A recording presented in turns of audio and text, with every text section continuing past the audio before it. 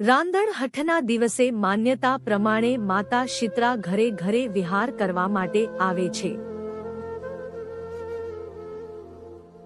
અને ચૂલામાં આરોટતા હોવાથી આ દિવસે સાંજે જ ચૂલા અથવા ગેસને વિધિપૂર્વક ઠારી દેવામાં આવે છે। જો માતા શીતળાને તમારા ઘરના ચૂલાથી ઠંડક મળશે તો માતા શીતળા સુખી થવાના આશીર્વાદ આપી બીજા ઘરે જાય છે, માટે રાંધણહટના દિવસે સાંજે ચૂલો ઠારવાની પરંપરા છે।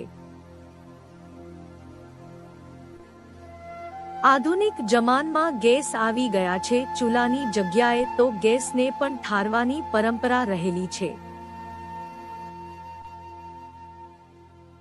એક દિવસ ઠંડુ ભોજન જમવાથી આપના શરીરમાં થતા અન્ય વિકાર પણ શાંત થઈ જાય છે અને શરીર એકદમ નિરોગી બની રહે છે।